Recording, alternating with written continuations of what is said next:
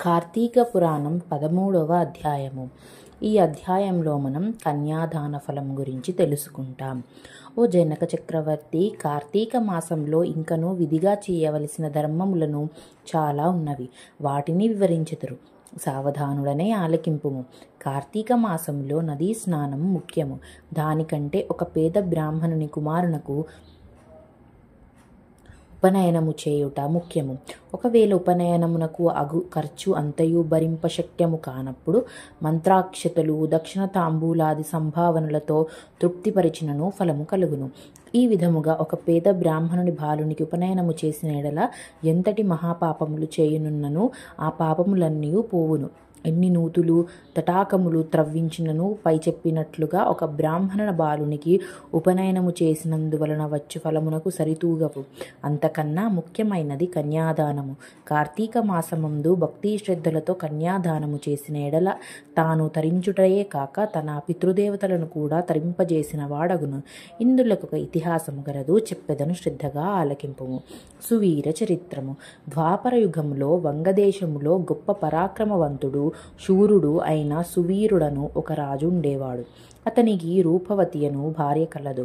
ఒకసారి సువీరుడు శత్రురాజులచే ఓడింపబడిన వాడై భార్యతో అరణ్యమునకు పారిపోయి ధనహీనుడై నర్మదా నది తీరమునందు పర్ణశాలను నిర్మించుకొని కందములు ఫలాదులను భక్షించుచు కాలమును గడుపుచుండెను.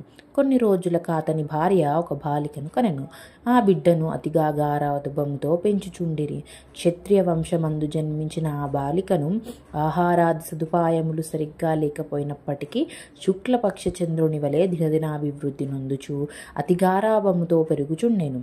ఆమె చూచువారలకు కన్నుల పండువగా ముద్దులకు మాటలతో చాలా ముచ్చటగా నుండెను. దినములు గడిచినా కొలది బాలికకు నిండు యవ్వన దశ వచ్చెను. ఒక దినమున వానప్రస్థుని కుమారుడ బాలికను గాంచి ఆమె అందచందములకు పరవశుడై ఆ బాలికను తనకిచ్చి పెండ్లి చేయమని ఆ రాజును కోరెను.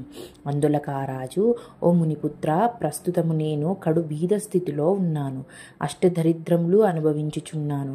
మా కష్టములు తొలుగుటకు గాను నాకు కొంత ధనమిచ్చిన ఎడల నా కుమార్తెనిచ్చి పెండ్లి చేత్తునని చెప్పగా తన చేతిలో రాగి పైసా అయినను లేకపోవటచే బాలిక పైనున్న మక్కువతో ఆ మునికుమారుడు నర్మదా తీరమున కుబేరుని గూర్చి ఘోర తపమాచరించి కుబేరుణ్ణి మెప్పించి ధనపాత్ర సంపాదించెను.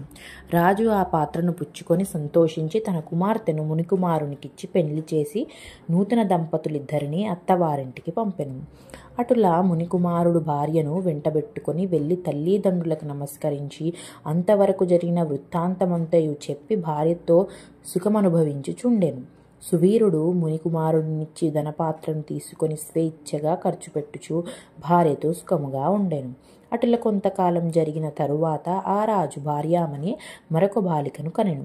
ఆ బిడ్డకు కూడా యుక్త వయస్సు రాగానే మరలా ఎవరికైనా ధనమునకు అమ్మవచ్చును కదా అన్న ఆశతో ఎదురు చూస్తూ ఉండెను.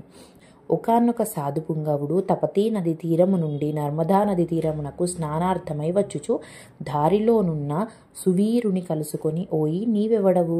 నీ ముఖ వర్చస్సు చూడు, రాజవంశమునందు జన్మించిన వాని వలె ఉన్నావు.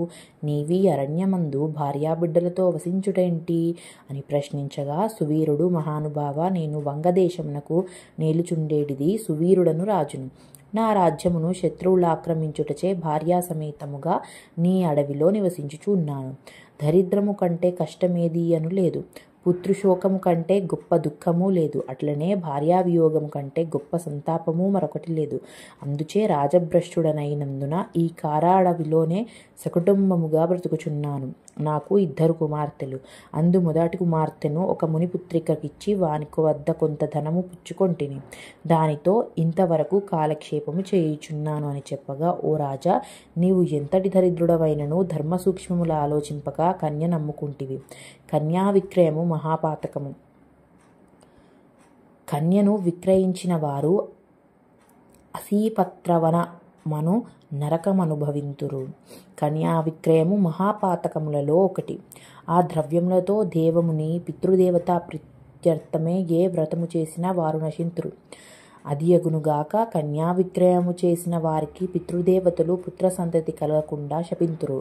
అట్లనే కన్యను ధనమించుకొని పెండ్లాడిన వారు చేయి గృహస్థధర్మములు వ్యర్థమగుటయేగాక అతడు మహానరకం అనుభవించురు. కన్యా విక్రయము చేసిన వారికి ఎట్టి ప్రాయశ్చిత్తము లేదని పెద్దలు వక్కానించి అన్నారు. కావున రాబోయే కార్తీక మాసము నీ రెండవ కుమార్తెను నీ శక్తి కొలది బంగారు ఆభరణములతో అలంకరించి సదాచార సంపన్నునకు ధర్మబుద్ధి కలవానికి కన్యాదానము చేయుము.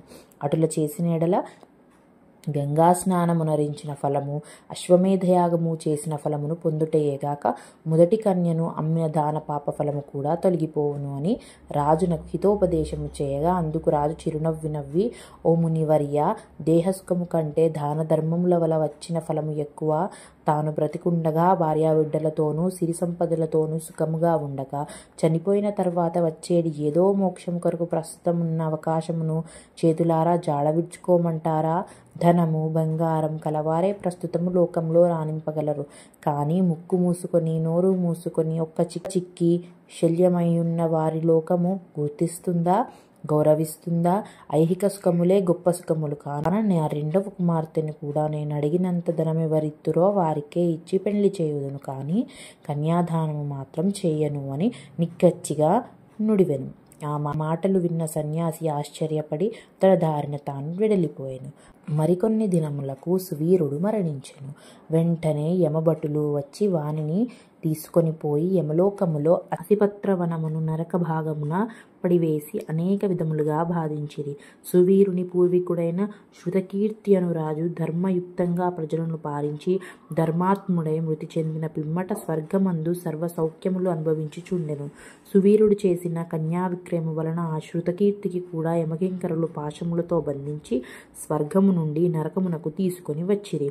అంతటా సుకీర్తి, నేనెరిగినంత వరకు ఇతరులకు ఉపకారము చేసి దాన ధర్మాదులు యజ్ఞయాగాదులు నరించి ఉన్నాను.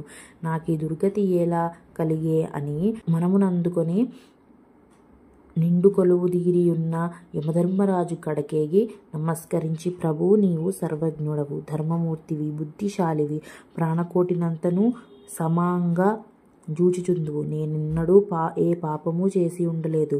నన్ను స్వర్గలోకము నుండి నరకమున ఎందుకు దోడుకొని వచ్చిరి సెలవిండు అని ప్రాధేయపడెను. అంత యమధర్మరాజు శృతకీర్తిని గాంచి, శృతకీర్తి, నీవు న్యాయమూర్తివి, ధర్మజ్ఞుడవు, నీవెటువంటి దురాచారములు చేసిన వాడివి కాదు.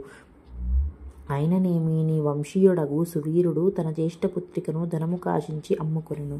కన్యనమ్ముకునే వారి పూర్వీకులు ఇటు 3 తరముల వారు అటు 3 తరముల వారున్న వారెంతటి పుణ్యపురుషులైనను నరకమనుభవించటయేగాక నీచ జన్మలెత్తవలసి ఉండును. నీవు పుణ్యాత్ముడవనియు ధర్మాత్ముడవనియు నేనెరుగదునుగాక. నీకొక ఉపాయము చెప్పెదను. నీ వంశీయుడగు సువీరునకు మరి ఒక్క కుమార్తె కలదు. ఆమె నర్మదా నది తీరమున తన తల్లి వద్ద పెరుగుచున్నది. నా ఆశీర్వాదము వలన నీవు మానవ శరీరం దాల్చి అచ్చటకు పోయి ఆ కన్యను వేద పండితుడను శీలావంతుడగును ఒక విప్రునకు కార్తీక వాసమున సాలాంకృతముగా కన్యాదానము చేయించుము. అటులా చేసిన ఎడల నీవు, నీ పూర్వీకులు, సువీరుడు, మీ పితృగణములు కూడా స్వర్గలోకమునకు ఎగుదురు. కార్తీక మాసంలో సాలంకృత కన్యాదానము చేసిన వాడు మహాపుణ్యాత్ముడగును. పుత్రికా సంతానము లేని వారు తమ ద్రవ్యముతో కన్యాదానము చేసినను లేక విధి విధానముగా ఆబోతుకు వివాహము మునర్చినను కన్యాదాన ఫలితము వచ్చును. కనుక నీవు వెంటనే భూలోకమునకేగి నేను తెలిపినట్టులా చేసితివేని ఆ ధర్మకార్యము వలన నీ పితృఘనము తరింతురు. పోయిరమ్ము అని పలికెను. శృతకీర్తి యమునకు నమస్కరించి సెలవు తీసుకుని నర్మదా తీరమున ఒక పర్ణ కుటీరంలో నివసించుచున్న సువీరుని భార్యను కుమార్తెను చూసి సంతోషపడి ఆమెతో యావత్తు విషయములు వివరించి కార్తీక మాసమున సువీరుని రెండవ కుమార్తెను సాలాంకృత కన్యాదాన వివాహం చేసెను. అట్లా కన్యాదానము చేయటం వలన సువీరుడు కూడా పాప విముక్తుడై స్వర్గలోకంలో నున్న పితృదేవతలను కూడా కలిసికొనెను. కన్యాదానము వలన మహాపాపములు కూడా నాశనమగును. వివాహ విషయంలో వారి మాట సహాయము చేసినను పుణ్యము కలుగును. కార్తీక మాసమున కన్యాదానము చేయవలయునని దీక్షభూని ఆచరించిన వాడు విష్ణు సాన్నిధ్యమున పొందును. శక్తి కలిగియుండి ఉదాసీనత చూపువాడు శాశ్వత నరకమును కేగును. ఇట్లు స్కాంద పురాణాంతర్గత వశిష్ఠ ప్రోక్త కార్తీక మహత్యమందలి 13వ అధ్యాయము అంటే 13వ రోజు పారాయణము సమాప్తం.